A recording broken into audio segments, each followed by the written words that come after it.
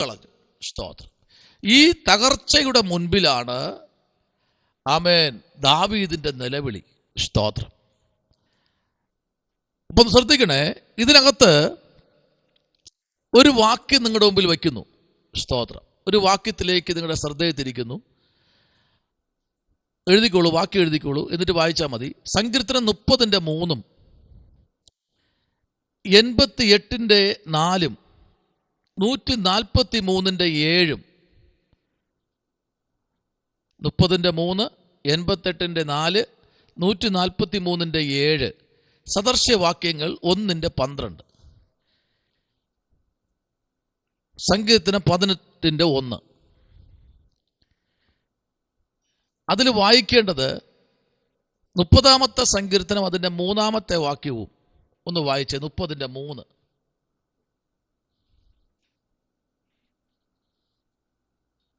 യഹോവേ, നീ എന്റെ പ്രാണനെ പാതാളത്തിൽ നിന്ന് കരയേറ്റിയിരിക്കുന്നു. ഞാൻ കുഴിയിൽ ഇറങ്ങിപ്പോകാതിരിക്കേണ്ടതിന് നീ എനിക്ക് ജീവരക്ഷ വരുത്തിയിരിക്കുന്നു.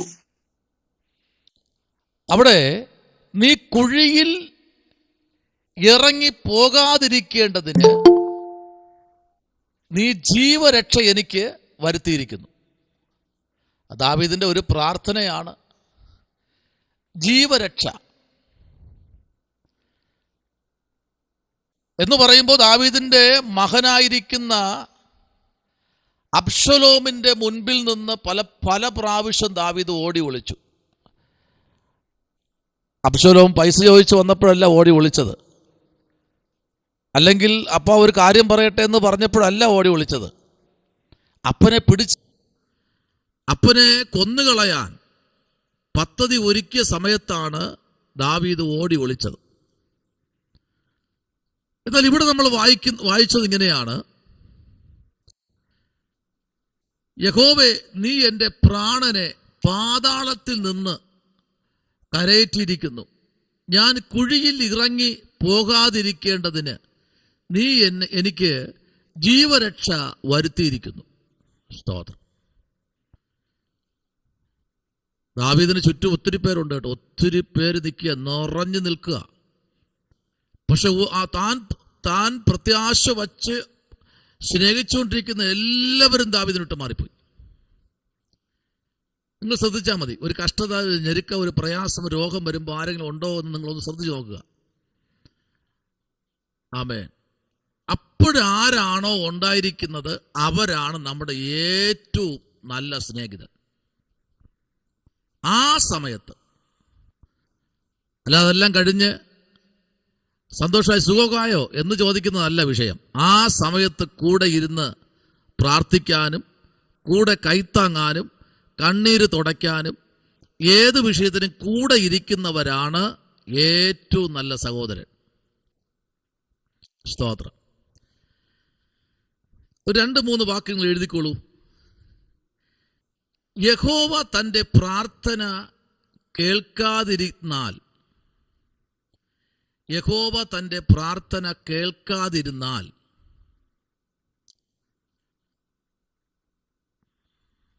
ബ്രാക്കറ്റിൽ മിണ്ടാതിരുന്നാൽ,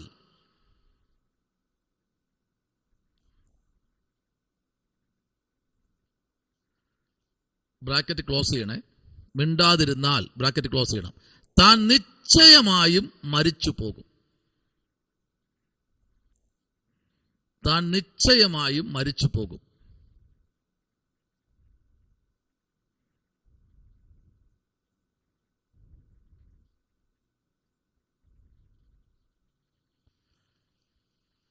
നമ്മൾ ആരെങ്കിലും ചിന്തിക്കാറുണ്ടോ ദൈവം പ്രാർത്ഥന കേട്ടോ? ദൈവം പ്രാർത്ഥന കേട്ടത് കൊണ്ടാണ് ഇത് ജീവിച്ചിരിക്കുന്നത്. പലപ്പോഴും നമ്മൾ പ്രവർക്കാറില്ലേ, ഓ എത്രയോ നാളുകൊണ്ട് ഞാൻ പ്രാർത്ഥിക്കുന്നു, ഒന്നും മിണ്ടുന്നില്ലല്ലോ. ഇല്ല സഹോദരങ്ങളെ, ഇല്ല അഭിഷക്തമാരെ, പ്രാർത്ഥന കേട്ടത് കൊണ്ടാ ഇന്ന് ഞാനും നിങ്ങളും ജീവിച്ചിരിക്കുന്നത്. സന്തോഷിക്കാൻ വകയുണ്ടോ? ദാവീദ് പറയുകയാണ്, ദൈവം എൻ്റെ പ്രാർത്ഥന കേട്ടില്ലായിരുന്നുവെങ്കിൽ നിശ്ചയമായി ഞാൻ മരിച്ചു പോയേനെ. പക്ഷെ ഞാൻ ഇന്ന് രാത്രി പറയുന്നു, ദൈവം പ്രാർത്ഥന കേട്ടത് കൊണ്ടാ നമ്മൾ ജീവിച്ചിരിക്കുന്നത്. ഇല്ലെങ്കിൽ എന്നേ പണ്ടാരടങ്ങേണ്ടത് അല്ലേ? നമ്മൾ ആരെങ്കിലും തല്ലിക്കൊന്നനെ. നമ്മളെ പ്രവർത്തിയെക്കാട്ടെ എപ്പോൾ തല്ലിക്കൊത്തത് കേട്ടാൽ മതി അല്ലേ? ഒന്ന് പറഞ്ഞ രണ്ടിന് അല്ലേ? കർത്താവ് നമ്മളെ ചേർത്ത് പിടിക്കണുണ്ടല്ലേ? ശരിയല്ലേ? നിനക്ക് എന്താ ദേഷ്യം വന്നൊരു തോന്നുന്നു? മുഖം കണ്ടപ്പോ ദേഷ്യം വന്നൊരു തോന്നുന്നു. ഇവിടെ തന്റെ ഫൈറ്റം പറയുക. ആമേൻ. നോക്കൂ, അടുത്ത് നോക്കൂ. എന്ന ഭീതി അടയാളത്തിലേക്ക്, എന്ന ഭീതി അടയാളത്തിലേക്ക്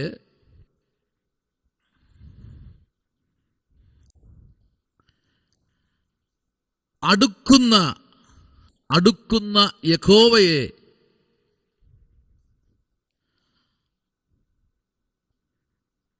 യഹോവ എന്റെ പാറ എന്ന് വിശേഷിപ്പിച്ചിരിക്കുന്നു.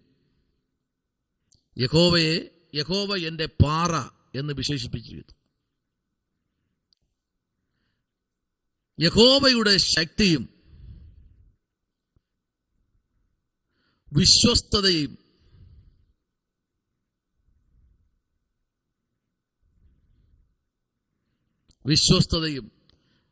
തന്റെ അപേക്ഷ വീണ്ടും ഉറപ്പിക്കുകയാണെന്ന്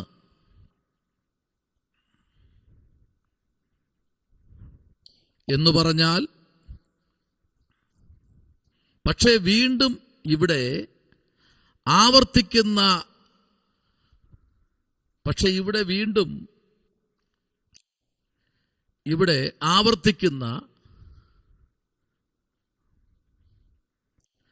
കൈകൾ ഉയർത്തുന്നത് ഇസ്രായേലിയുടെ പ്രാർത്ഥനയുടെ ഭാഗമാണ്.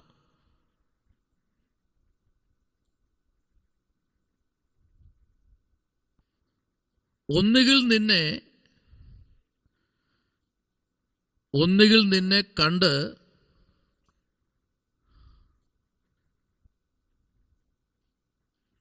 യഹോവെങ്കിലേക്ക് സൈന്യങ്ങളെല്ലാം ഒറ്റ സ്വരത്തോടെ യഹോവ തന്നെ ദൈവം എന്ന് ആകാശത്തിലേക്ക്, ബ്രാക്കറ്റിൽ സ്വർഗത്തിലേക്ക് കൈകൾ നീട്ടി പ്രാർത്ഥിക്കുന്ന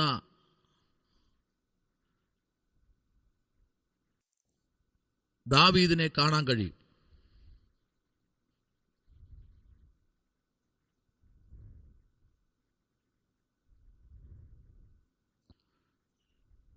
ഒരു വാക്യം നമുക്ക് വായിക്കാം.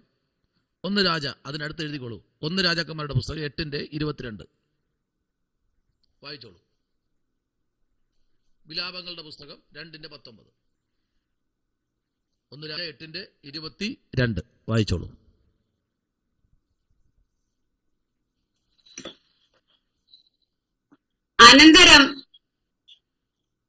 അനന്തരം ശലോമോൻ യഹോവയുടെ യാഗപീഠത്തിനു മുമ്പിൽ ഇസ്രായേലിന്റെ സർവ്വസഭയുടെ സമക്ഷത്ത് നിന്നുകൊണ്ട് ആകാശത്തിലേക്ക് കൈമലർത്തി പറഞ്ഞതെന്തെന്നാൽ,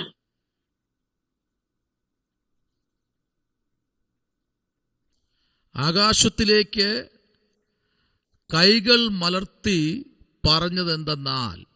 നോക്കൂ, അപ്പൊ നമ്മള് ആകാശത്തിലേക്ക് കൈ മലർത്തി പ്രാർത്ഥിക്കാറുണ്ടോ? ഇല്ലെങ്കിൽ ഇന്ന് മുതൽ തീർച്ചയായും നിങ്ങൾ ചെയ്തോളണം. 23, 24, 25, 26, 27, 28, 29, 30, 31, 32, 32 വാക്യം പറയുന്നു, നീ സ്വർഗത്തിലേക്ക് കേട്ട് പ്രവർത്തിച്ച ദുഷ്ടന്റെ നടപ്പ്. നോക്കൂ, നമ്മൾ ഈ ഭാഗം ചിന്തിക്കുമ്പോൾ നിങ്ങൾ ആ വാക്യം, ഞാൻ കമ്പിവാചകത്തിൽ ദൂത് മാത്രമേ പറഞ്ഞു പോകുന്നുള്ളൂ, നമുക്ക് മനസ്സിലായി ആ ഭാഗം. ബാക്കി നിങ്ങൾ ആ അധ്യായം വായിച്ചോളണം. എന്നാൽ 2 വാക്യം നിങ്ങൾ വായിച്ചോളൂ, അപ്പോൾ കുറച്ചുകൂടി മനസ്സിലാവും. 23, 24 ഒന്ന് വായിച്ചേ. 23, 24 ഒന്ന് വായിച്ചേ. ഇസ്രായേലിന്റെ ദൈവമായ യഹോവേ, പൂർണ്ണ ഹൃദയത്തോടെ നിന്റെ മുമ്പാകെ നടക്കുന്ന നിന്റെ ദാസന്മാർക്കായി നിയമവും ദയയും പാലിക്കുന്ന നിന്നെ പോലെ മീതെ സ്വർഗത്തിലും താഴെ ഭൂമിയിലും യാതൊരു ദൈവവുമില്ല.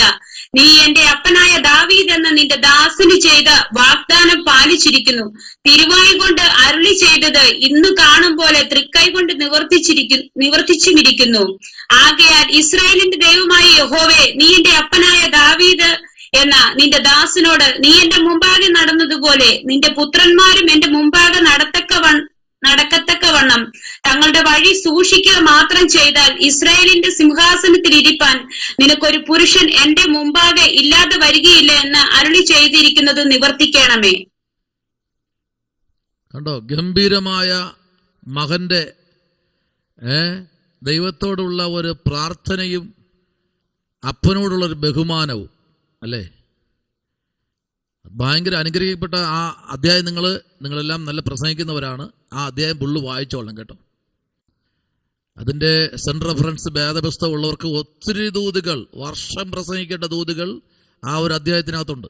സ്തോത്രം. നീ എൻ്റെ അപ്പനായ ദാവീദ് എന്ന നിന്റെ ദാസൻ ചെയ്ത, ആമേൻ, ദാസന് ചെയ്ത വാഗ്ദാനം പാലിച്ചിരിക്കുന്നു. അപ്പനോട് എന്താ വാഗ്ദാനം ചെയ്തേ?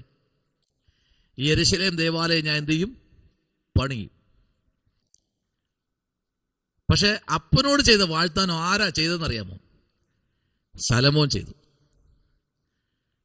ആമേൻ. ദൈവം ഒന്ന് പറഞ്ഞാൽ, സ്തോത്രം, അത് അതേപോലെ നിവർത്തിക്കും. ഉറപ്പായിട്ടും കേട്ടോ. ദൈവം പറഞ്ഞതെല്ലാം നിവർത്തിച്ചു.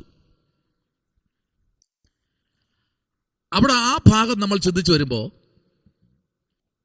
നിങ്ങൾ പിന്നെ വായിച്ചാൽ മതി കേട്ടോ അഭിഷിക്തന്മാരെ. വിലാപങ്ങളുടെ പുസ്തകം 2:19 വായിച്ചാൽ മതി.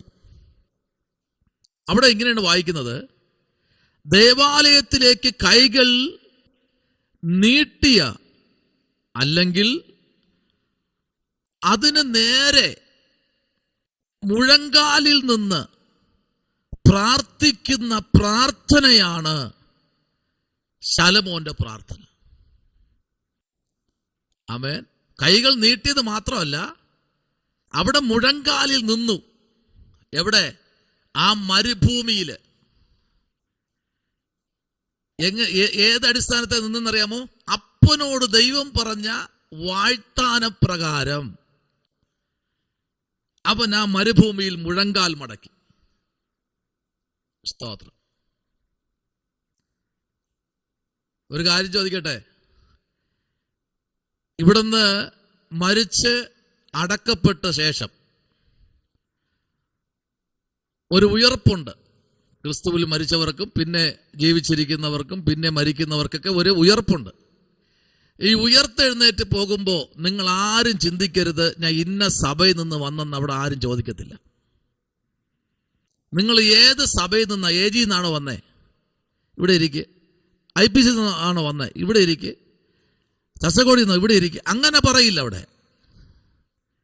ക്രിസ്തുവിൽ മരിച്ചവർ ഭാഗ്യവാന്മാർ. അപ്പൊ നമ്മൾ എങ്ങനെയാ ജീവിക്കേണ്ടേ? സഭയിൽ നമുക്കിവിടെ ഒരു ചർച്ചിന്റെ ഒരു ബോർഡ്, അത് ഓക്കെ. പക്ഷെ അതിനകത്ത് ഉയർത്തേണ്ട നാമം ഏതെന്നറിയാമോ? യേശുവിന്റെ നാമമാണ്. Price the Lord. ഒത്തിരി ബോർഡുകൾ നമുക്കുണ്ട്. നമ്മുടെ ജില്ലയിൽ, നമ്മുടെ താമസിക്കുന്ന വീട്ടിന് ചുറ്റും ഒത്തിരി ബോർഡുകളുണ്ട്. പക്ഷെ ആരാധന പല വിധമാണെങ്കിലും ഉയർത്തുന്ന ഒരേ ഒരു നാമമേ ഉള്ളൂ, യേശുവിന്റെ നാമം. പല നിലയിൽ മുഴങ്കാലിൽ നിന്ന് ആരാധിക്കുന്നവരുണ്ട്, ഉരുണ്ട് കിടന്ന് ആരാധിക്കുന്നവരുണ്ട്, ശരീരത്തിൽ കത്തിവെച്ച് വരഞ്ഞ് രക്തം ചിന്തി ആരാധിക്കുന്നവരുണ്ട്, തലയിൽ പൂഴി വാരിയിട്ട് ആരാധിക്കുന്നവരുണ്ട്. ആമേൻ. സ്തോത്രം. മുട്ടിന്മേൽ ഇഴഞ്ഞ് പോയി ആരാധിക്കുന്നവരുണ്ട്. പല നിലയിൽ ആരാധിക്കും. പക്ഷെ എല്ലാവരും ഉയർത്തുന്ന ഒറ്റ നാമമേ ഉള്ളൂ, യേശുവിന്റെ നാമം. ക്രിസ്തുവിൽ മരിച്ചവർ ഭാഗ്യവാന്മാർ. സ്തോത്രം. ആമേൻ. അപ്പോൾ ആ ഒരു തലത്തിലായിരിക്കണം നമ്മുടെ ആത്മീക പഠനവും ആത്മീക ജീവിതവും. Praise the Lord. പൗലോസ് ശ്ലീഹ പറഞ്ഞതുപോലെ ഞാൻ ക്രിസ്തുവിൽ നിന്ന് പ്രാപിക്കുകയും. സ്തോത്രം. അത് അവിടുന്ന് പ്രാപിച്ച ശേഷമാണ് ഞാൻ നിങ്ങൾക്ക് ഏൽപ്പിച്ചു തരുന്നത്. അപ്പൊ ഞാനും നിങ്ങളൊക്കെ ചെയ്യേണ്ട ഒറ്റ കാര്യം, നമ്മൾ പ്രാപിക്കണം. ഒരാൾ കേട്ട് നമ്മൾ പറയരുത്, നമ്മൾ പ്രാപിച്ചു പറയണം. സ്തോത്രം. അപ്പൊ നമ്മൾ ആരായിരിക്കണം? സോൾജിയർ അല്ലെങ്കിൽ മിലിറ്ററി കമാൻഡർ. എപ്പോഴും നമ്മൾ അലർട്ടായിരിക്കണം. ഒരു മിലിറ്ററിക്കാരൻ എപ്പോഴും താൻ അലർട്ടായി അതിർത്തിയിൽ നിൽക്കുന്നത് പോലെ നമ്മൾ അതിർത്തി കാക്കുന്ന ഒരു ഭടനാണ്. ആ തലത്തിൽ നമ്മൾ വന്നെങ്കിൽ മാത്രമേ നമ്മുടെ ആത്മീക മണ്ഡലം ശക്തമായി മുമ്പിലോട്ട് വരത്തുള്ളൂ. Praise the Lord. ആമേൻ. ഇന്ന് അങ്ങനെയാണോ? അല്ല. മനുഷ്യനെ നോക്കി മുമ്പിലോട്ട് പോകുന്ന ഒത്തിരി ആത്മീകതകളുണ്ട്. അവിടെയെല്ലാം നമുക്ക് കാണാൻ കഴിയുന്നത് പിന്നത്തേതിൽ അവരുടെ അവസാന സ്റ്റേജൊക്കെ ഒത്തിരി പരിമിതപ്പെട്ടു പോകുന്നത് നമുക്ക് കാണാൻ കഴിയുന്നു. സ്തോത്രം. അല്ല ദൈവമക്കളെ, നമ്മൾ നോക്കേണ്ടത് മനുഷ്യനെ അല്ല, ദൈവത്തെ. സ്തോത്രം. അതാണ് ഇവിടെ പറഞ്ഞത്. നമ്മൾ ആ അധ്യായം വായിക്കും. നിങ്ങൾ പിന്നെ വായിച്ചാൽ മതി. സ്തോത്രം. അടുത്ത 1-2 ഭാഗം നിങ്ങൾ എഴുതിക്കോളൂ.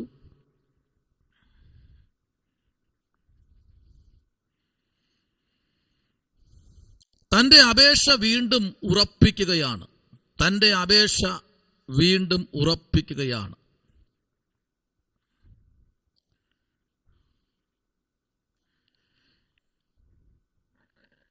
യഹോവേ കേൾക്കണമേ എന്ന അപേക്ഷ വീണ്ടും അവരുടെ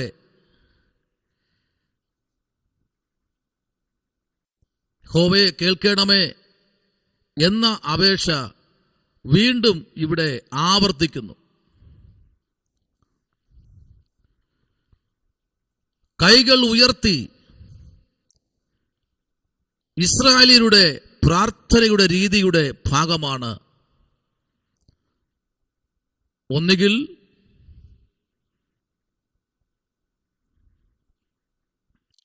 അല്ലെങ്കിൽ മുട്ടിൽ ഇരുന്ന് കൊണ്ട് ആയിരിക്കണം പ്രാർത്ഥിക്കുന്നത്.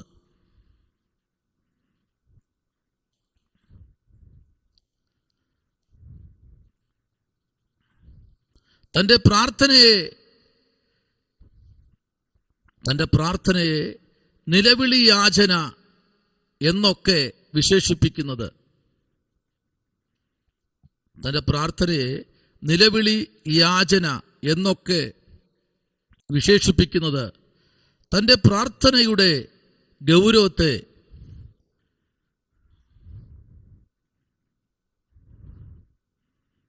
കാണിക്കുന്നതാണ്.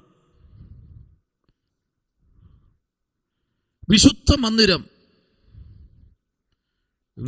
മന്ദിരം എന്നത് യെരുശലേം ദേവാലയത്തിന്റെ അതിപരിശുദ്ധ സ്ഥലം എന്ന ഭാഗമാണ്.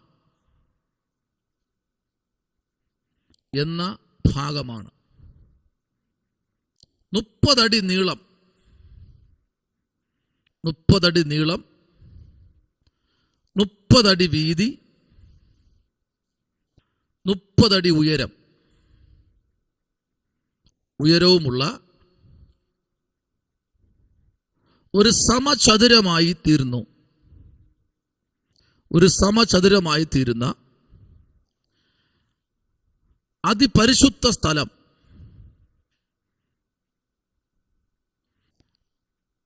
ജനലുകൾ ഇല്ലാത്ത, കിളിവാതിലുകൾ ഇല്ലാത്ത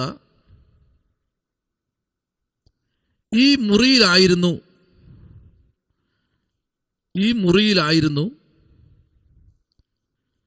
ന്യായപ്രമാണ പെട്ടകം.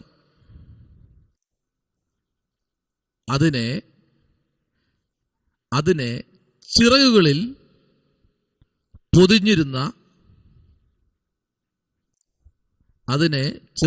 പൊതിഞ്ഞിരുന്ന കെരൂബുകളും. Thank you. കിട്ടിയില്ല. Thank you. ഒന്നുകൂടെ ബാക്കിലോട്ട് വരാം. വിശുദ്ധ സ്ഥലം എന്ന ഭാഗമാണ് 30 അടി നീളം, 30 അടി വീതി, 30 അടി ഉയരം ഉള്ള ഒരു സമചതുരമായിരുന്ന അതിപരിശുദ്ധ സ്ഥലം,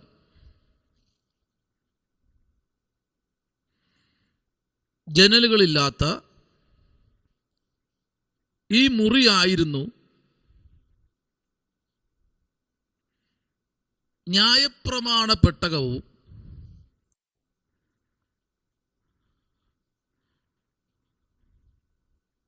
അതിനെ ചിറകുകളിൽ പൊതിഞ്ഞിരുന്ന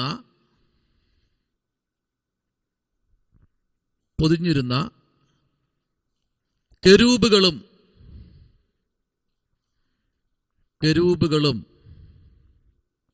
അവിടെ നിർത്തിക്കോളൂ. 2 വാക്ക് അവിടെ നിന്ന് പറഞ്ഞിട്ട് അങ്ങോട്ട് പോവാം. നമുക്ക് എഗസ്കേലിന്റെ പുസ്തകം വായിക്കണ്ട, വായിക്കുമ്പോൾ കാണാൻ കഴിയുന്നതേ ദൈവത്തിന്റെ പെട്ടകത്തെ കെരൂബുകൾ പൊതിഞ്ഞ് നിർത്തുക. കെരൂബുകൾ എത്ര എണ്ണം ഉണ്ടായിരുന്നു? എത്ര കെരൂബ് ഉണ്ടായിരുന്നു? പേടിച്ചിരിക്കുകയാണ്. എന്നോട് ചോദിക്കൂ. പേടിച്ചിരിക്കുകയാണ്. സരിസൃഷ്ട പേടിക്കണ്ട, ഞാൻ ചോദിക്കില്ല, ഉറപ്പായിട്ട് ചോദിക്കില്ലേ. വായിച്ചോളൂ. യെശയ്യാവിന്റെ പുസ്തകം 6-ാമത്തെ അധ്യായം അതിന്റെ 1 മുതൽ ചില വാക്യങ്ങൾ വായിച്ചോളൂ. അവിടെ കെരൂബുകളെ പറ്റി. രാജാവ് മരിച്ചയാണ്ടിൽ കർത്താവ് ഉയർന്നും പൊങ്ങിയുമുള്ള സിംഹാസനത്തിൽ ഇരിക്കുന്നത് ഞാൻ കണ്ടു. അവന്റെ വസ്ത്രത്തിന്റെ വിളുമ്പുകൾ മന്ദിരത്തെ നിറച്ചിരുന്നു. സാറാഫുകൾ അവന് ചുറ്റും നിന്നു. ഓരോരുത്തരും 6 ചിറകുണ്ടായിരുന്നു. 2 കൊണ്ട് അവർ മുഖം മൂടി, 2 കൊണ്ട് കാൽ മൂടി, 2 കൊണ്ട് പറന്നു. ഒരുത്തനോടൊരുത്തൻ, സൈന്യങ്ങളുടെ യഹോവ പരിശുദ്ധൻ, പരിശുദ്ധൻ, പരിശുദ്ധൻ, സർവ്വഭൂമിയും അവന്റെ മഹത്വം കൊണ്ട് നിറഞ്ഞിരിക്കുന്നു എന്ന് ആർത്തു പറഞ്ഞു. അവർ ആർക്കുന്ന ശബ്ദത്താൽ ഉമ്മരപ്പടികളുടെ അടിസ്ഥാനങ്ങൾ കുലുങ്ങി, ആലയം പുക കൊണ്ട് നിറഞ്ഞു. അപ്പോൾ എനിക്ക് അയ്യോ കഷ്ടം, ഞാൻ നശിച്ചു, ഞാൻ ശുദ്ധിയില്ലാത്ത അധരങ്ങളുള്ള ഒരു മനുഷ്യൻ, ശുദ്ധിയില്ലാത്ത അധരങ്ങളുള്ള ജനത്തിന്റെ നടുവിൽ വസിക്കുന്നു. എന്റെ കണ്ണ് സൈന്യങ്ങളുടെ യഹോവയായ രാജാവിനെ കണ്ടുവല്ലോ എന്ന് പറഞ്ഞു. അപ്പോൾ സാറാഫുകളിൽ ഒരുത്തൻ യാഗപീഠത്തിൽ നിന്ന് കൊടിൽ കൊണ്ട് ഒരു തീക്കനലെടുത്ത് കയ്യിൽ പിടിച്ചുകൊണ്ട് എന്റെ അടുക്കൽ പറന്നു വന്നു. അത് എന്റെ വായ്ക്ക് തൊടുവിച്ചു. ഇത് നിന്റെ അധരങ്ങളെ തൊട്ടതിനാൽ നിന്റെ അകൃത്യം നീങ്ങി, നിന്റെ പാപത്തിന് പരിഹാരം വന്നിരിക്കുന്നു എന്ന് പറഞ്ഞു. സ്തോത്രം. അപ്പൊ കെരൂബ് എത്ര ഉണ്ടായിരുന്നു? എത്ര ചിറകുണ്ടായിരുന്നു? 6 ചിറക് അല്ലേ? ആണോ? 6 ചിറകാണോ? അല്ലേ? 2 കൊണ്ട് പറന്നുകൊണ്ട്, 2 കൊണ്ട് പാദം മറച്ചു, 2 കൊണ്ട് മുഖം മറച്ചു. സ്തോത്രം. അപ്പൊ 6 ചിറകുള്ള കെരൂബുകൾ. ഈ കെരൂബാണ് നിയമപ്പെട്ടകത്തെ പൊതിഞ്ഞു വച്ചത്. എന്ന് വെച്ചാൽ ചിറക് കൊണ്ട് പൊതിഞ്ഞു വച്ചു. ഒരു തള്ളക്കോഴിയുടെ ചിറകിനടിയിലേക്ക് ഓടി അലറി വിളിച്ചുകൊണ്ട് കരഞ്ഞുകൊണ്ടുവരുന്ന കുഞ്ഞുങ്ങളെ ചേർത്ത് പിടിക്കും. ഒരെണ്ണത്തിന്റെ ഒരു കുഞ്ഞിന്റെ തല പോലും പുറത്ത് കാണാതെ ആ ചിറക് കൊണ്ട് മൊത്തം അങ്ങ് പൊതിഞ്ഞു വെക്കും. കാര്യം എന്നറിയാമോ? പരുന്ത്, കാക്ക, ദുഷ്ടമൃഗങ്ങളുടെ ഇടയിൽ നിന്ന് ആ തള്ളക്കോഴി അതിന്റെ സൈറം മുഴക്കുമ്പോൾ ഓടി വന്ന് ഇതിന്റെ ചിറകിനടിയിലേക്ക് കുഞ്ഞുങ്ങൾ കയറി ഒളിച്ചിരിക്കുന്നത് പോലെയാണ് ദൈവത്തിന്റെ നിയമപ്പെട്ടകത്തെ ആ കെരൂബുകൾ പൊതിഞ്ഞു വച്ചത്. സ്തോത്രം. പക്ഷെ അതിനകത്ത് നിന്നാണ് ന്യായപ്രമാണ ലംഘികൾ എന്ന് പറഞ്ഞാൽ ന്യായപ്രമാണം അറിഞ്ഞു വച്ചും കൊണ്ട് ന്യായപ്രമാണത്തെ അനുസരിക്കാതെ പോകുന്ന ചില ആത്മീക ജഡീകന്മാർ. അവർ ആത്മീകരാ, അവർ സ്നാനപ്പെട്ടവരാ, അവർ ന്യായപ്രമാണം പഠിച്ചവരാ. ആമേൻ. അവർ ദൈവത്തെ പ്രാർത്ഥിക്കുന്നവരാ, അവര് ആമേൻ ഉപവസിക്കുന്നവരാ, ആമേൻ. അവർ നോമ്പ് നോക്കുന്നവരാ. പക്ഷെ അവരാണ് ഈ പരിശുദ്ധമായ സ്ഥലം പൊളിച്ചത്. യേശുവിനെ കൊന്നതാരാ? ഒറ്റയെടുത്തതാരാ? വെളിയിൽ നിന്ന് ആരെങ്കിലും വന്നതാണോ കൂലിക്കാർ? ഇല്ല. കൂടെ നടന്ന അടുത്ത് ചേർന്ന് നിന്നവരാണ് യേശുവിനെ കൊന്നെ. 5 അപ്പവും 2 മീനും വാഴ്ത്തി നുറുക്കി 12 കൊട്ട എടുത്ത്, 1 കൊട്ട പത്രോസിന്, 1 കൊട്ട ആമേൻ പിന്നെ മത്തായിക്ക് അങ്ങനെ തുടങ്ങി ഓരോ കൊട്ട എല്ലാവർക്കും കൊടുത്ത ശേഷം ബാക്കി പിന്നെ ശേഷിപ്പിച്ചില്ലേ? അപ്പൊ ശ്രദ്ധിക്കണം, ചേർന്ന് നടക്കുന്നവരാണ് നമുക്കെതിരെ ഏറ്റവും കൂടുതൽ പാരപണിയുന്നത്. സ്തോത്രം. അപ്പൊ ആ കാലത്ത് അതുണ്ടെങ്കിൽ ഈ കാലത്ത് അതുണ്ട്. വായിക്ക്, അങ്ങോട്ട് വരെയാ. അപ്പൊ നോക്കൂ, അപ്പൊ കെരൂബുകളും ഈ കെരൂബുകളാണ് ഈ പെട്ടകം മറച്ചു വച്ചത്. പക്ഷേ ഈ പെട്ടകത്തെ നശിപ്പിച്ചു കളഞ്ഞു. സഭ പൊളിക്കുന്നതാരാ? പരിശുദ്ധ സ്ഥലം പൊളിക്കുന്നതാരാ? രക്ഷിക്കപ്പെടാത്തവരാണോ? ആണോ? അല്ല, രക്ഷിക്കപ്പെട്ടവരാ, സ്നാനപ്പെട്ടവരാ, അഭിഷേകം പ്രാപിച്ചവരാ. കത്രിമേശ പാത്രത്തെ എടുത്ത് തറയടിക്കുന്നവരാരാ? കത്രിമേശ എടുത്തിക്കൊടുന്ന പാസ്റ്റർ അടിച്ചതാരാ? രക്തമെന്ന് പറഞ്ഞ് തരുന്ന കുടിക്കുന്ന വീഞ്ഞിനെടുത്ത് റോട്ടിലൊഴിച്ചതാരാ? കർത്താവിന് ശരീരമെന്ന മാംസത്തിന്റെ അതേ നിലയിൽ നമ്മൾ വാഴ്ത്തിക്കൊടുക്കുന്ന അപ്പത്തെ എടുത്ത് പട്ടികൾക്ക് ഇട്ടുകൊടുത്തത് ആരാ? തറയിട്ട് ചവിട്ടിയതാരാ? പറ, ആരാ? രക്ഷിക്കപ്പെട്ടവരാ. ഇവരെയാണ് ഇവിടെ പറയുന്നത് ദുഷ്ടന്മാർ. സ്തോത്രം. എഴുതിക്കോളൂ, കെരൂബുകളും യഹോവയുടെ സാന്നിധ്യം വസിക്കുന്ന ഈ സ്ഥലത്തേക്ക് യഹോവയുടെ സാന്നിധ്യം വസിക്കുന്ന ഈ സ്ഥലത്തേക്ക്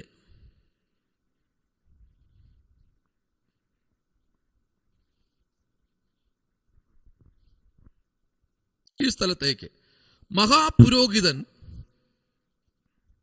വളരെ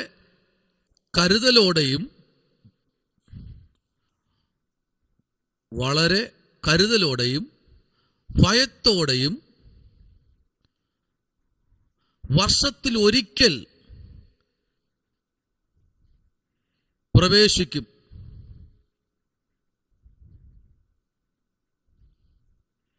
രണ്ടാം ദേവാലയത്തിലെ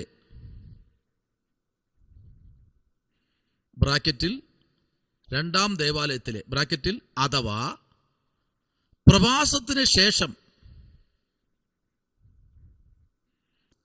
പണിത ദേവാലയത്തിൽ ബ്രാക്കറ്റ് ക്ലോസ്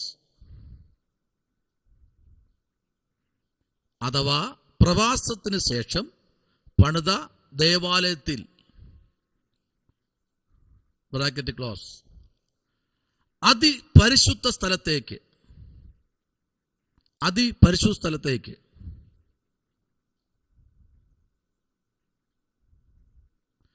പെട്ടകം ഇല്ലാതിരുന്നു.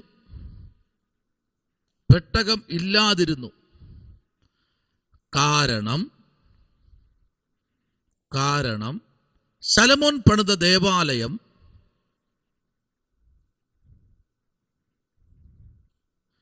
587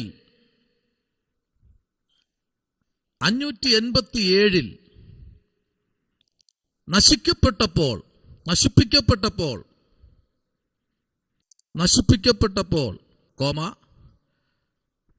പെട്ടകം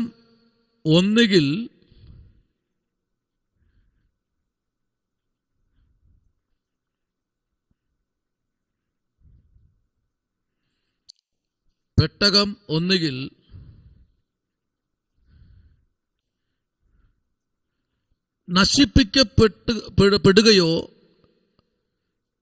നശിപ്പിക്കപ്പെടുകയോ തിരിച്ചു കിട്ടാത്ത വിധം നഷ്ടപ്പെട്ടു പോകുകയോ ചെയ്തിരിക്കാം.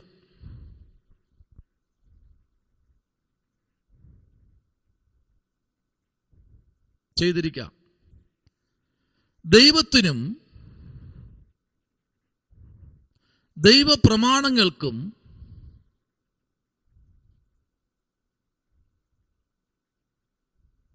വില കൽപ്പിക്കാത്തവരാണ് ദുഷ്ടന്മാർ. ദൈവത്തിനും ദൈവപ്രമാണങ്ങൾക്കും വില കൽപ്പിക്കാത്തവരാണ് ദുഷ്ടന്മാർ.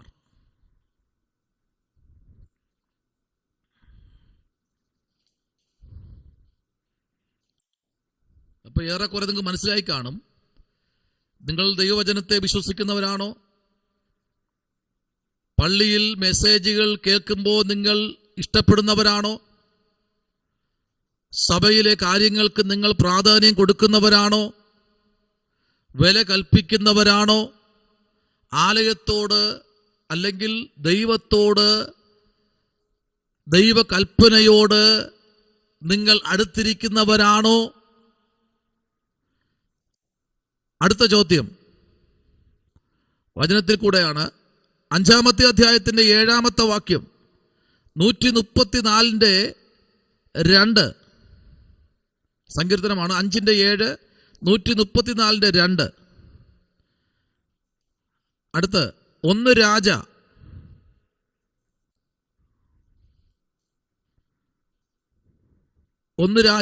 8:38 മുതൽ 42 വരെ.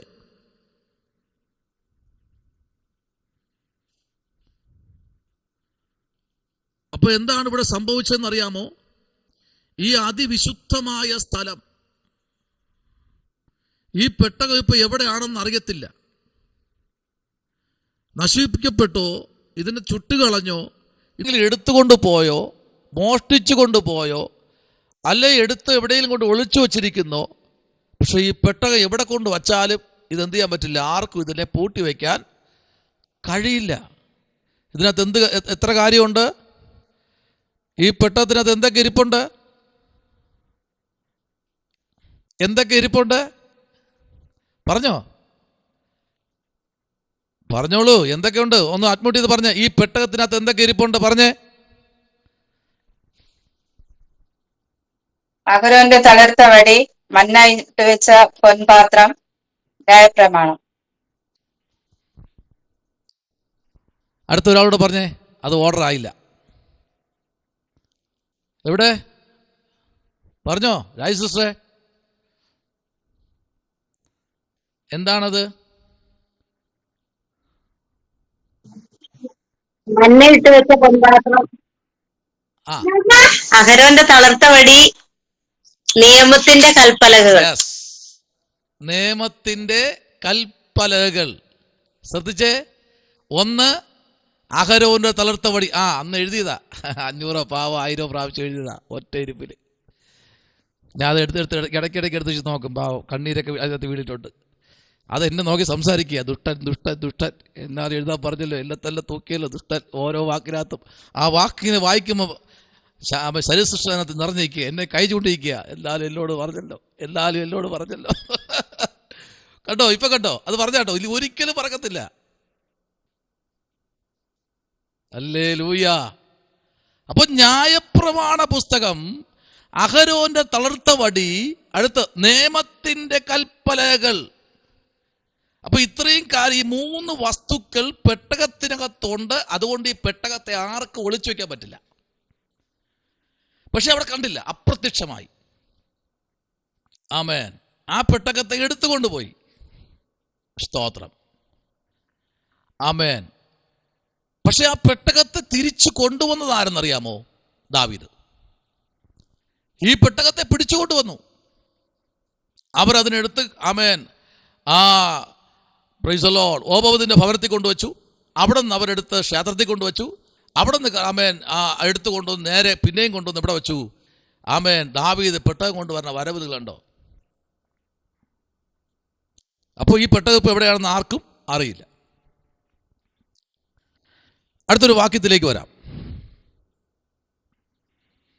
ആ എഴുതിയ വാക്യമുണ്ടല്ലോ, അല്ല വേണ്ട, പുറപ്പാട് പുസ്തകം 15 അതിൻ്റെ 1 മുതൽ 21 വരെയുള്ള വാക്യം. പുറപ്പാട് 15 അതിൻ്റെ 1 മുതൽ 21 വരെയുള്ള വാക്യങ്ങൾ വായിച്ചോളൂ.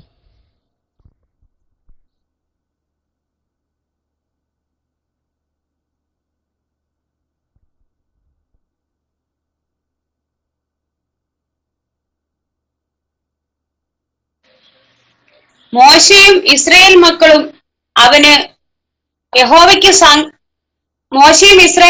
അന്ന് യഹോവയ്ക്ക് സങ്കീർത്തനം പാടി ചൊല്ലിയതെന്തെന്നാൽ, ഞാൻ യഹോവയ്ക്ക് പാട്ടുപാടും, അവൻ മഹോന്നതൻ, കുതിരയെയും അതിന്മേൽ ഇരുന്നവനെയും അവൻ കടലിൽ തള്ളിയിട്ടിരിക്കുന്നു. എന്റെ ബലവും എന്റെ ഗീതവും യഹോവയത്രേ. അവൻ എനിക്ക് രക്ഷയായി തീർന്നു.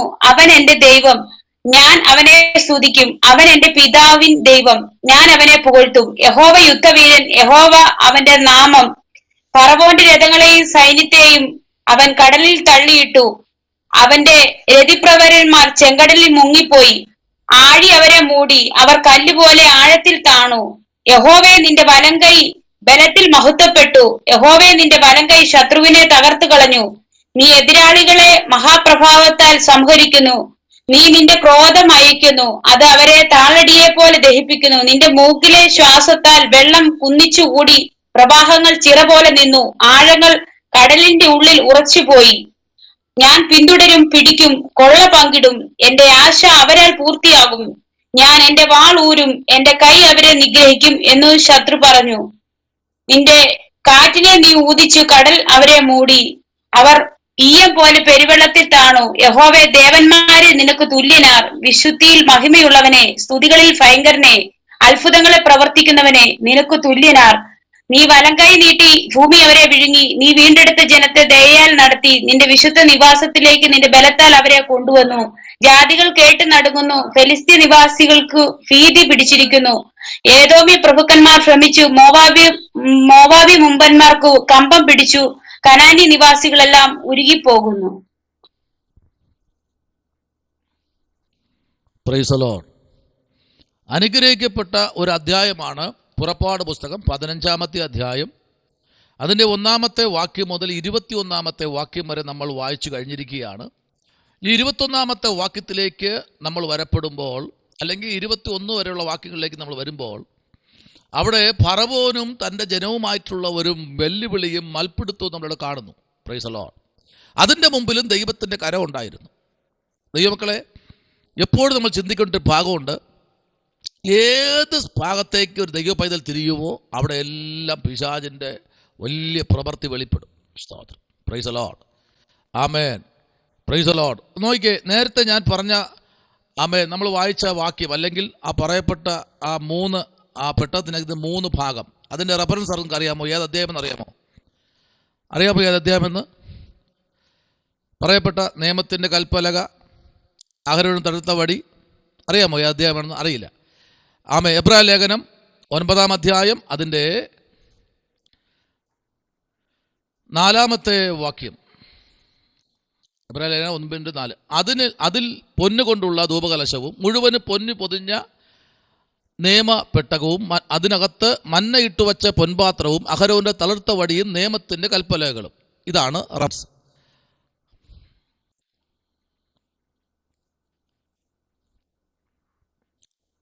എല്ലാവർക്കും കിട്ടിയെന്ന് ഞാൻ വിശ്വസിക്കുന്നു. ആമേൻ. അപ്പോൾ ഈ 3 കാര്യമാണ് എന്താണ്? അതിൽ പൊന്നു കൊണ്ടുള്ള. അപ്പോൾ ഈ പെട്ടകം എന്താണെന്ന് അറിയാമോ? പൊന്നു കൊണ്ട് പൊതിഞ്ഞ പെട്ടകമാണ്. സ്തോത്രം. മുഴുവനും പൊന്നു പൊതിഞ്ഞ പെട്ടകമാണ്. അകവും മാത്രമല്ല, പുറവും. കെരൂബുകൾ വരെ പൊന്ന പൊതിഞ്ഞു നിർത്തിയിരിക്കുക. മുഴുവനും പൊന്നു പൊതിഞ്ഞ്. കുറച്ചുകൂടെ ആഴത്തിൽ നമ്മൾ പഠിച്ചു കഴിഞ്ഞാലേ, നമ്മൾ ഉൽപ്പത്തി പുസ്തകം പഠിക്കുമ്പോൾ വായിക്കണ്ട, അതിനകത്ത് 4 നദികളുണ്ട് ഇല്ലേ? അതിൽ ഒരു നദിയാണ് ഏദൻ നനയ്ക്കാൻ വന്നത്. ആ നദിക്കകത്ത് എന്തൊക്കെ ഉണ്ടായിരുന്നറിയാമോ? ഗോമേതകം, ഗുലുഗുലു, പൊന്ന്, ഒത്തിരി ആ നദിക്കകത്തുനിന്ന് ഇങ്ങനെ ഒഴുകി വരികയാണ്. അതെവിടെ വരുന്നത്? ഏദൻ പൂങ്കാവനത്തിലേക്ക് വരുന്ന നദിയാണ്. സ്തോത്രം. അതിനകത്ത് ദൈവം പഴയ നിയമത്തിൽ തന്നെ നിറയെ പൊന്ന് കൊണ്ട് ഇങ്ങനെ ഫില്ല് ചെയ്ത് വച്ചിരിക്കുക. സ്തോത്രം. അപ്പോ അത് പഴയ നിയമത്തിനകത്തുനിന്ന് നേരെ പുതിയ നിയമത്തിലേക്ക് വരുമ്പോൾ ഈ പെട്ടകം ഏതാണെന്ന് പൗലൂസ് ലീഗ വ്യക്തമായി വെളിപ്പെടുത്തി. ഇതിനകത്തിരിക്കുന്ന വസ്തുക്കൾ എന്തൊക്കെയാണെന്നുള്ള കാര്യം വ്യക്തമായി വെളിപ്പെടുത്തി. ഇതാരാ ഇതിനകത്ത് ഇത്രയും ശക്തമായി ഈ പെട്ടകത്തോട് മല്ല് പിടിക്കുന്നത്? അത് വ്യക്തമായി പൗലൂസ് ലീഗ വെളിപ്പെടുത്തി. സ്തോത്രം. ആമേ. നോക്കൂ, അതിൻ്റെ 1, 2, 3 വാക്യം ഒന്ന് വായിച്ചേ. എബ്രായ ലേഖനം 9-ന്റെ 1, 2, 3 വാക്യം ഒന്ന് വായിച്ചേ. 9-ന്റെ 1, 2, 3 വാക്യം വായിച്ചോ.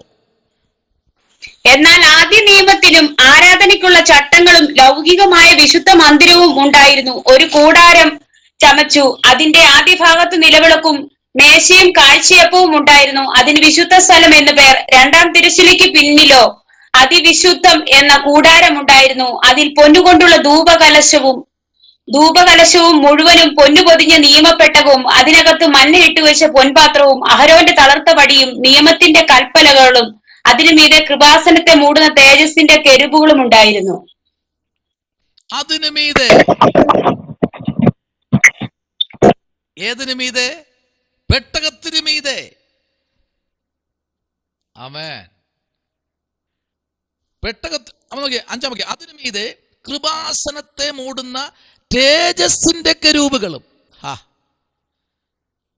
ആമേൻ. തേജസ്സിന്റെ കെരൂബുകൾ. ആ മുഖം നോക്കുമ്പോഴേ അറിയാം. നിങ്ങളുടെ പലരുടെ മുഖം നോക്കിയപ്പോൾ എനിക്ക് തേജസ് കാണുന്നു. എന്തൊരു തേജസ് നിങ്ങളുടെ മുഖം കാണുമ്പോൾ. സ്തോത്രം. ആമേൻ. ഭയങ്കര തേജസ്സാ. ആമേൻ. എപ്പോഴും ഈ കെരൂബുകൾ ഭയങ്കരമാ.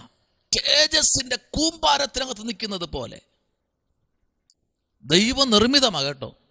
കുറച്ചുകൂടെ വ്യക്തമായി പഠിച്ചു കഴിഞ്ഞാലേ നിങ്ങൾ എപ്പോഴും വീട്ടിൽ ഇരിക്കുമ്പോൾ സമയമുള്ളപ്പോൾ വായിച്ചോ. ഈ അധ്യായം കൂടെ, ഈ 28 സങ്കീർത്തനത്തിൽ കൂടെ ചേർത്ത് വായിച്ചോളണം കേട്ടോ. യെഹെസ്കേലിന്റെ പുസ്തകം 8-ാമത്തെ അധ്യായം മുതൽ 15-ാമത്തെ അധ്യായം വരെ വായിക്കണം. 15-ാമത്തെ അധ്യായം കഴിഞ്ഞ് 17 മുതൽ 28 വരെ നിങ്ങളൊന്ന് വായിച്ചു നോക്കിയേ. നിങ്ങൾ സമയം പോലെ വായിച്ചാൽ മതി. കെരൂബുകളുടെ ഒരു വലിയ കൂട്ടം അതിനകത്തുണ്ട്. ആമേൻ. ഓരോ കെരൂബുകളുടെ കണ്ണ്, അതിൻ്റെ എത്രത്തോളം അതിൻ്റെ ആ പ്രകാശം, ആ കണ്ണുകളുടെ തിളക്കം, ഓരോ ചക്രത്തിനകത്തും ഇതിൻ്റെ സ്തോത്രം. കാരണം കർത്താവിൻ്റെ കണ്ണ് ഏതാ? അഗ്നിജ്വാലയ്ക്കൊത്ത കണ്ണ്. അതിന്റെ 10 മടങ്ങ് ശക്തി. ആമേൻ. ഈ കെരൂബുകളിൽ ദൈവം വെച്ചു കൊടുത്തു. ഹല്ലേലൂയ.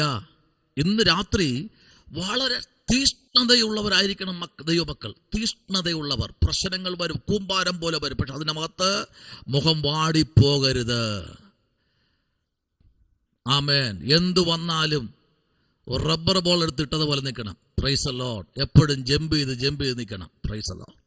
അതാണ് ദൈവമക്കൾ. ഇവിടെ മീതെ കൃപാസനത്തെ മൂടുന്ന തേജസ്സിന്റെ കെരൂബുകളും ഉണ്ടായിരുന്നു. ആമേൻ. അത് ഇപ്പോൾ ഓരോന്നായി ആമേൻ വിവരിപ്പാൻ കഴിവില്ല. ഓരോന്നോരോന്നായി വിവരിക്കാൻ കഴിയുന്നില്ല പ്രവാചകന്. ആമേൻ. അത് ഓരോന്നോരോന്നായി വിവരിച്ച് മുമ്പിലോട്ട് കൊണ്ടുവരാൻ പൗലോസിന് കഴിയുന്നില്ല. അത്ര തേജസ്സുള്ള, അത്ര അധികാരം കൊടുത്തിരിക്കുന്ന, ദൈവനിർമ്മിതമായിരിക്കുന്ന ഈ കെരൂബുകളെ വിവരിപ്പാൻ പൗലോസിന് എന്ന് പറഞ്ഞാൽ ഗമാലിയന്റെ കാൽ കീഴിൽ എത്ര പാണ്ഡിത്യത്തോടെ പഠിച്ചു വന്ന മനുഷ്യനെന്നറിയാമോ? ആമേൻ. നമ്മൾ ഈ പഠിക്കുന്നത് പോലെയൊന്നും അല്ല കേട്ടോ.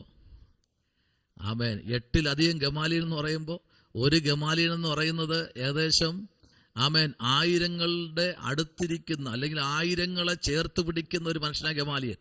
അങ്ങനെയുള്ള 8 ഗമാലിയന്റെ കീഴിലിരുന്ന് പൗലൂസ് ലീഗ തൻ്റെ ന്യായപ്രമാണത്തെ തലനാരിഴ പോലും ശേഷിക്കാതെ കീറിമുറിച്ച് പഠിച്ച് ബൈബിളിനെ കലക്കി കുടിച്ച ഒരു മനുഷ്യനാണ് ആമേൻ. സ്തോത്രം. പൗലൂസ്.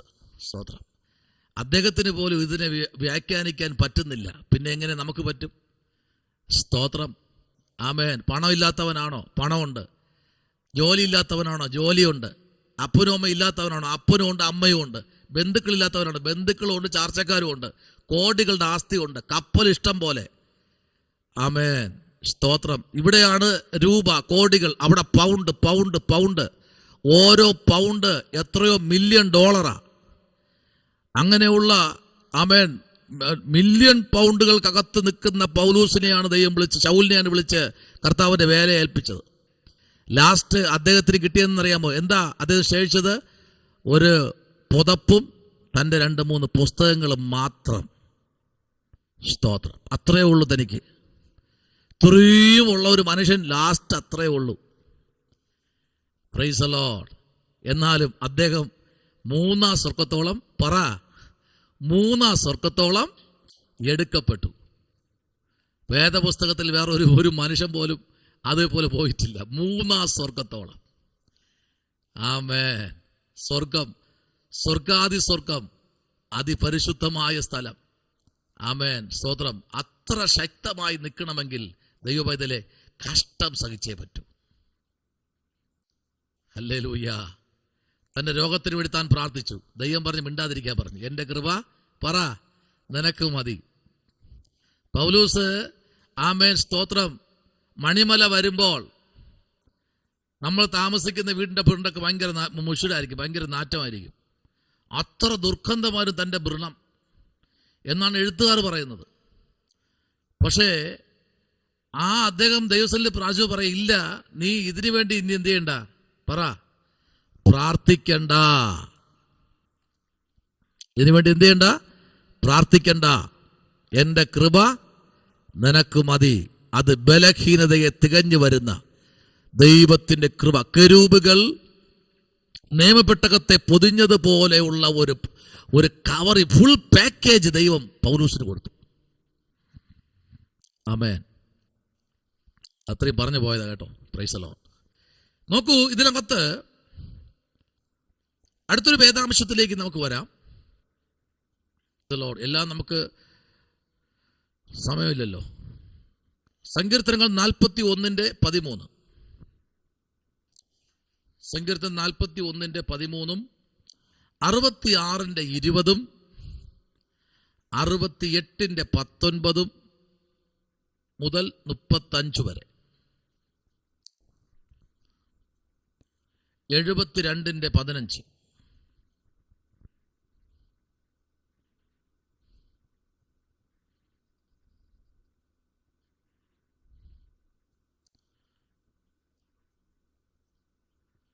അടുത്ത് എഴുതിക്കോളൂ. ബലമുള്ള പരിച. ബലമുള്ള പരിച, ബ്രാക്കറ്റിൽ പരിച 3:3. അത് ഏത് അധ്യായം നോക്കണം? പരിച 3:3. അദ്ദേഹം കണ്ടുപിടിച്ചോളൂ. ഒരാൾ തുറിച്ചു നോക്കുകയാണ്. പിന്നെ വല്ലാത്തൊരു കോള്. എന്തിനാ പറയുന്നത്? 3:3. പരിച 3:3 വായിച്ചേ. പരിച 3:3 വായിച്ചേ.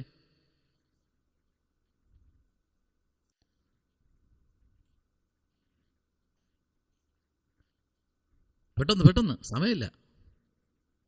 നീയോ യഹോവേ എനിക്ക് ചുറ്റും പരിചയം, എന്റെ മഹത്വവും എന്റെ തല ഉയർത്തുന്നവനുമാകുന്നു. ഗുഡ്. സ്തോത്രം. നീയോ യഹോവേ എനിക്ക് ചുറ്റും പരിചയം, എന്റെ മഹത്വം തല ഉയർത്തുന്നവനുമാകുന്നു. അതാണ് പരിച 3:3. അങ്ങനെയാണ് ഇവിടെ വ്യാഖ്യാനം എഴുതിയിരിക്കുന്നത്. സ്തോത്രം. നിങ്ങൾക്ക് എത്ര വർക്കൗട്ട് ആവണം അറിയണമല്ലോ. ന്യായാധിപന്മാർ 5-ാമത്തെ അധ്യായം, അതിന്റെ 1 മുതൽ തീർത്തുള്ള വാക്യങ്ങൾ വായിക്കണ്ട, എഴുതിക്കോളൂ. ന്യായാധിപന്മാർ 5, അതിന്റെ 1 മുതൽ തീർത്തുള്ള വാക്യങ്ങൾ. 1 ശമൂവേലിന്റെ പുസ്തകം 2:1 മുതൽ 10 വരെ.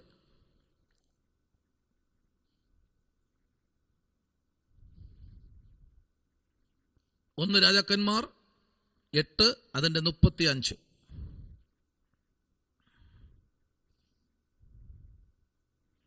80:1 സങ്കീർത്തനം.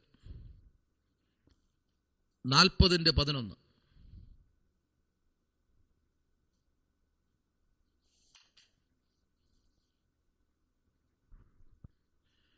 എഴുതിക്കോളൂ 1-2 ഭാഗങ്ങൾ. തനിക്ക് യഹോവയിൽ നിന്നും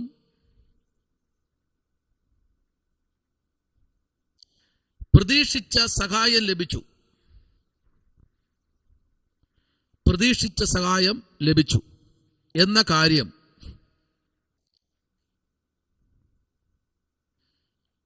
എന്റെ ബലവും, എന്റെ പരിചയം,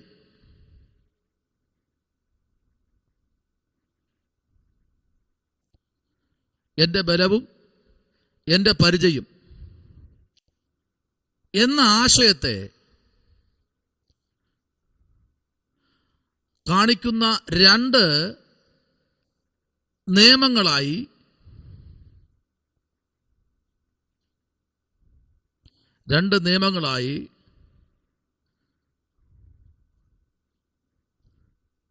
ഇതിനെ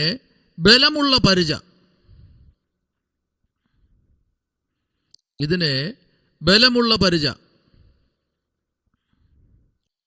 വിശ്വാസയോഗ്യം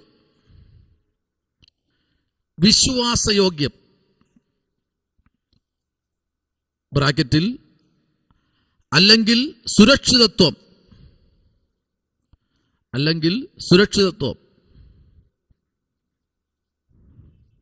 എന്ന് കരുതുക.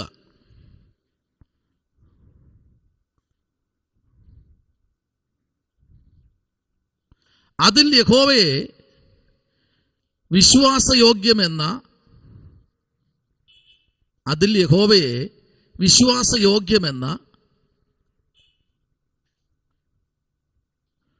കരുതി പ്രാർത്ഥിച്ചതിൽ ദൈവം തന്നെ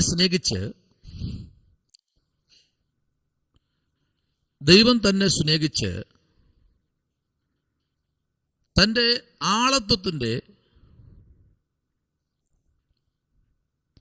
രഹസ്യം യഹോവ തന്റെ പ്രാർത്ഥന കേട്ടു.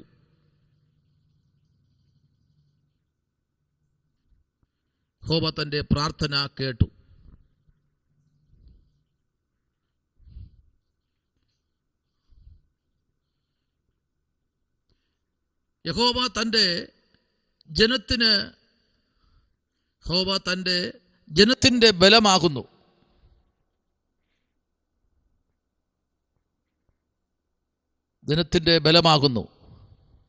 എന്ന പ്രവാചകം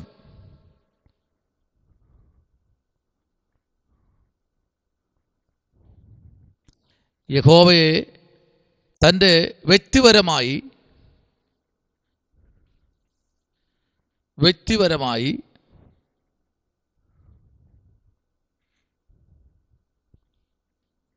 എന്റെ ഇടയനാകുന്നു എന്ന അർത്ഥത്തോടെ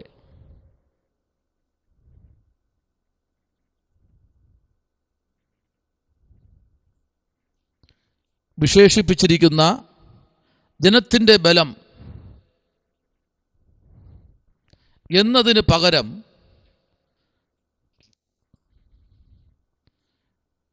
പകരം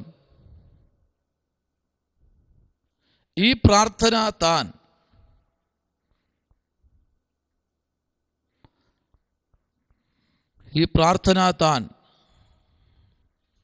വനാന്തരത്തിനകത്ത് ഭയം നിറഞ്ഞവനായി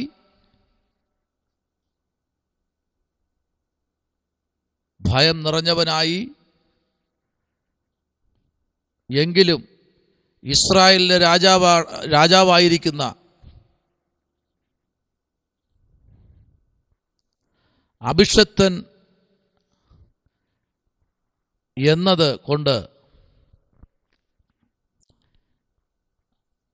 എന്നതുകൊണ്ട് എനിക്ക് ധൈര്യം നിറഞ്ഞു വരുന്നു. അതിനേക സാക്ഷി യഹോവയിൽ ആശ്രയിക്കുന്നതാണ്.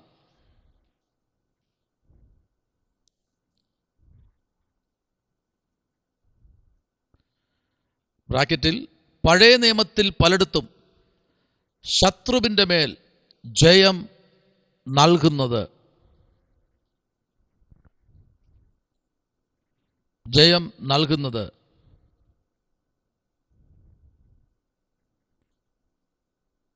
യഹോവയുടെ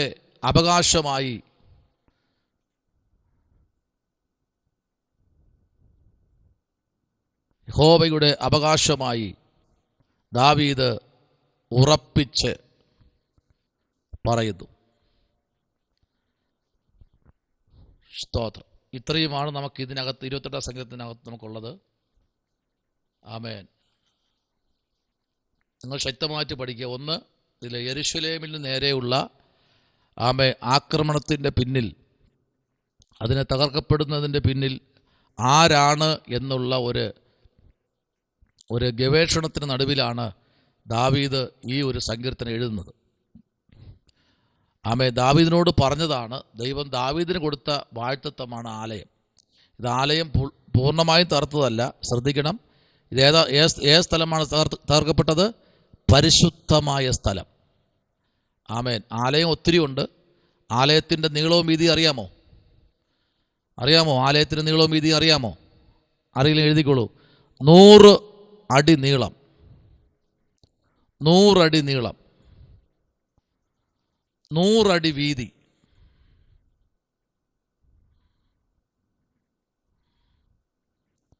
100 അടി നീളം, 100 അടി വീതി, 150 അടി ഉയരം. ഇതാണ് ആലയത്തിൻ്റെ ഫുൾ നീളം. പക്ഷേ അതിനകത്തുനിന്ന് നമ്മൾ ഇന്ന് പഠിച്ചത് പരിശുദ്ധ സ്ഥലം. അത് നമ്മൾ അതിൻ്റെ അടിക്കണക്ക് എഴുതി 30 അടി നീളം, 30 അടി വീതി, 30 അടി ഉയരം. ഇതാണ് നമ്മൾ ഇന്ന് പഠിച്ചത്. അല്ല, ആലയം ഫുള്ളല്ല, പരിശുദ്ധമായ സ്ഥലം. ശ്രദ്ധിക്കണം, ആ സ്ഥലത്ത് എന്തുണ്ടായിരുന്നു? പെട്ടകം ഉണ്ടായിരുന്നു. ഏത് പെട്ടകം? ന്യായപ്രമാണ പെട്ടകം. അവിടെ ഒത്തിരി പെട്ടകമുണ്ട് കേട്ടോ. അതിനകത്ത് എത്ര പെട്ടകമുണ്ടെന്ന് പിന്നെ അടുത്ത ക്ലാസ്സിൽ പറയാം. ഒത്തിരി പെട്ടകം അതിന് തിരിപ്പുണ്ട്. നീതിയുടെ പെട്ടകം, ഒരുപാട് പെട്ടകം. പെട്ടകത്തിൻ്റെ കണക്കുകൾ നമ്മൾ നോക്കിക്കഴിഞ്ഞാൽ ഒത്തിരി ഉണ്ട് പെട്ടകം അതിന് തിരിപ്പുണ്ട്. പക്ഷേ അതിനേക്കാൾ ഇരിക്കുന്ന പെട്ടകമെല്ലാം വേറെ. നമ്മുടെ വീട്ടിനകത്ത് ഒരു മേശയല്ലല്ലോ ഉള്ളത്, അനേക മേശകളില്ലേ? ഒരു അലമാരയാണോ ഉള്ളത്? അല്ല, അനേക അലമാരകളില്ലേ? ഒരു റൂമാണോ ഉള്ളത്? അല്ല, ഒത്തിരി റൂമില്ലേ? പ്രാർത്ഥനാ മുറിയുണ്ട്, ബെഡ്റൂമുണ്ട്, അല്ലേ? സ്തോത്രം. കുഞ്ഞുങ്ങൾക്കുള്ള പ്രത്യേകിച്ച് റൂമുണ്ട്, ഇല്ലേ? അപ്പോൾ അതുപോലെ ആ ആലയത്തിനകത്ത് ഒത്തിരി ഇടമുണ്ട്. പ്രാകാരമുണ്ട്, വിശുദ്ധമായ സ്ഥലമുണ്ട്, അതിപരിശുദ്ധമായ സ്ഥലമുണ്ട്. അപ്പോൾ അതുപോലെ ഈ ഇരിക്കുന്ന സ്ഥലം എന്നറിയാമോ? പരിശുദ്ധ സ്ഥലമാണ്. അപ്പോൾ അതിനകത്താണ് ഈ പെട്ടകം. ഏത് പെട്ടകം? ന്യായപ്രമാണ പെട്ടകം. നിങ്ങളൊരു വേദിയിൽ പ്രസംഗിക്കാനൊക്കെ കയറുമ്പോൾ ഈ 22 സംഖ്യത്തിനകത്ത് പറയണം ന്യായപ്രമാണ പെട്ടകം. ആ ന്യായപ്രമാണ പെട്ടകത്തിനകത്തിരിക്കുന്ന കാര്യാദികൾ ഭയങ്കരമാണ്. നീതിയോടും ന്യായത്തോടും ന്യായം വിധിക്കുന്ന പരിശുദ്ധനായ പരിശുദ്ധമുള്ള ദൈവം. മീതെ ആകാശവും താഴെ ഭൂമിയും, ഭൂമിക്ക് താഴെ പാതാളവും, പാതാളത്തിന് സ്തോത്രം, അതിന് അകത്തുള്ള ഒന്നും ദൈവത്തെ വണങ്ങുന്നില്ല, സേവിക്കുന്നില്ല എന്ന് ഉറക്കെ വിളിച്ചു പറഞ്ഞ ദൈവമാണ് നമ്മുടെ ഏക ദൈവം. സ്തോത്രം. അത് അറിയണമെങ്കിൽ 138 സങ്കീർത്തനം, 139 സങ്കീർത്തനം ഒക്കെ നമ്മൾ പഠിക്കുമ്പോൾ സ്തോത്രം, അതിനകത്ത് ഇന്ന് ഞാൻ രാവിലെ മെസ്സേജ് പറഞ്ഞതുപോലെ സ്തോത്രം, അവിടെയും നീ എന്നെ പിടിക്കും. സ്തോത്രം. നിന്റെ കൈ എന്നെ തേടി വരും. എവിടെ പോയി പാർത്താലും അവിടെ ദൈവത്തിൻ്റെ കരം ഇറങ്ങി വരുമെന്ന പുസ്തകം നമ്മെ പഠിപ്പിക്കുന്നു.